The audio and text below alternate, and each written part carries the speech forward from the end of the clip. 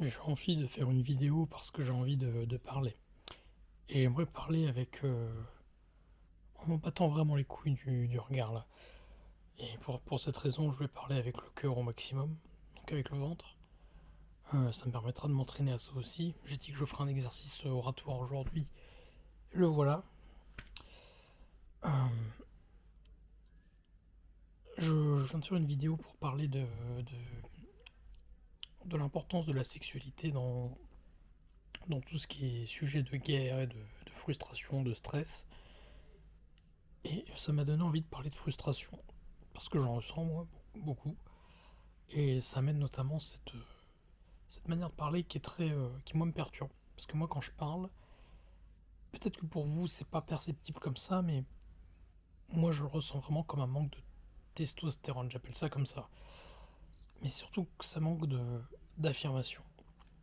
Et le problème c'est que à une époque quand je m'affirmais, et même encore aujourd'hui par des patterns déjà préinscrits, donc des réflexes, quand je m'exprime avec intensité, je parle simplement avec la bouche et je parle plus fort. En fait, ça génère du stress. J'inspire avec la bouche, ça amplifie le stress et ça fait que je parle juste avec plus de tension. Parce que le fait d'avoir tout dans la bouche, c'est comme si j'étais prêt à partir, prêt à parler, prêt à envoyer, prêt à répondre. Et c'est exactement ça qui se passe tout le temps. Je suis dans le qui-vive. Là, j'en profite pour m'entraîner justement à le faire là en vidéo.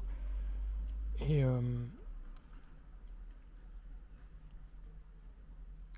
qu'est-ce que je voulais dire? Oui, donc je suis frustré, donc ça donne cette voix-là, mais en fait, je suis. Je pense que je vais le dire comme ça, j'ai vraiment utilisé les termes, ça me fera du bien. Je suis frustré sexuellement. Mais ce qui est étonnant, c'est que je l'ai beaucoup converti ce truc-là. Genre, en fait, je pense que j'ai une énergie qui est assez impressionnante. Parce que j'ai quasiment pas de limite d'énergie. Mais le problème, c'est que quand je suis stressé, frustré, donc quand j'ai peur de mon environnement, ou que celui-ci m'angoisse de manière générale, et ben, je suis amené comment dire, à me branler, beaucoup, tout simplement. En fait, c'est ça, hein, les termes. Et toute mon énergie passe là-dedans. Parce que c'est le seul moyen. Mais en fait, ce qui est marrant, c'est que je me branle pas jusqu'à l'éjaculation. Je maintiens l'état de tension juste avant, pendant des heures. Ça m'est arrivé, c'est très régulier pour moi de me branler pendant des heures d'affilée, avec juste cette volonté d'avoir un maintien de tension pour, en fait, pour moi, pour rappeler en fait cet état de tension interne. C'est le seul moyen que j'ai de trouver un juste milieu entre la sensation du coup de tension, un peu comme quand j'ai les jambes croisées. Ça, c'est de la psychologie ça, mais quand vous avez toujours des jambes croisées ou des trucs qui sont collés à vous, c'est que vous avez besoin d'une tension physique. La masturbation, c'est un peu ce truc-là moi, que j'ai. C'est-à-dire que je me branle pas plein de fois pour éjaculer vite, c'est que je me branle en continu. Et ce que ça veut dire, c'est que j'ai une frustration qui est de l'ordre de la tension. Je ressens beaucoup de tension tout le temps, du coup je cherche mon extériorisation dans la tension. C'est-à-dire que je me détends dans la tension. Et c'est assez paradoxal d'ailleurs. Parce que du coup, c'est. J'ai pas encore trop expliqué pourquoi c'est là-dedans que ça part. Parce que pendant très longtemps, c'était la drogue. J'ai tout arrêté. J'ai arrêté la clope, j'ai arrêté l'alcool, j'ai arrêté le cannabis, j'ai arrêté d'autres trucs. Et j'ai arrêté il y a longtemps. Enfin, j'ai arrêté, oui, il y a longtemps. De manière régulière, j'ai arrêté il y a longtemps, on va dire. Euh, de manière compulsive. Le sport, ça a été une addiction, mais jamais vraiment trop. J'ai toujours plus ou moins calibré ce truc-là. Mais la masturbation, c'était depuis le début de mon adolescence. Je sens que c'est. Ça me fait du bien d'en parler parce que je sens que ça me débloque un truc. En fait, je pense que c'est lié à une tension qui n'est pas une tension externe en fait.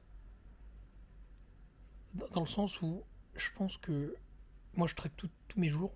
Tous les jours je traque mon qu'est-ce qui me stresse, qu'est-ce qui me fait du bien, augmenter le bien, réduire le stress, aller dans la direction de mes projets. Enfin, tout est traqué, optimisé au poil de cul, hein. Là, tous les mecs qui font du développement personnel, les gars, je vous prends au slip, je pense, hein. Je vous prends tous. Et donc je pense, et c'est maintenant que je vous le dis que je me rends compte qu'il y a une tension qui est plus grosse que ça. Je pense que c'est une tension qui est de l'ordre du... qui est de l'ordre du... C'est marrant, je regarde ma caméra dans les yeux, ça me perturbe, c'est vraiment jouer un oeil. De l'ordre du trauma. Mais je pense que j'ai conscientisé beaucoup de choses par rapport à mes traumas généraux. Cependant, ça n'a jamais... C'est pas vrai, parce que j'ai comme vraiment avancé. Vraiment, ma vie, elle a beaucoup changé en conscientisant tout, en essayant d'en sortir, en travaillant sur les patterns. Mais honnêtement, très honnêtement, et ça me fait chier de le dire, il y a un blocage. Je sais pas s'il y en a plusieurs, mais je pense qu'il y en a un. Si vous voyez Hirumi dans Hunter x Hunter, et non, c'est plus Kira du coup qui avait ce truc là. Il y a une aiguille, une seule, qui en fait génère chez moi un chaos énergétique, un chaos mental, un chaos physique qui est conçu parfaitement pour utiliser toutes mes compétences, toute mon énergie, tout ce que je peux mettre pour m'en sortir contre moi. C'est-à-dire que même si je vais avancer pas par pas, que je vais lutter contre le vent de ma gueule, si je vais lutter contre les gens, que je vais tout faire pour aller mieux, parce que ça marche hein, factuellement, il y a un truc là-dedans qui va m'empêcher d'aller au cœur du problème.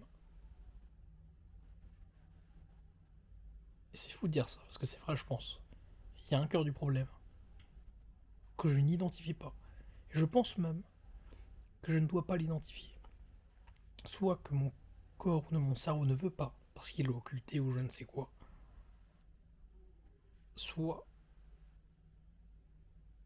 je dois pour la première fois sortir d'un problème sans le conscientiser. Et je pense même que l'essence de mon problème, de ma frustration, c'est cette conscientisation.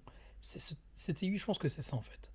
C'est ce besoin systématique d'utiliser l'intellectuel, d'utiliser le préfrontal, le cortex préfrontal, d'utiliser mon énergie physique pour qu'il aille dans ma tête, pour trouver un cheminement, trauma, problème, solution.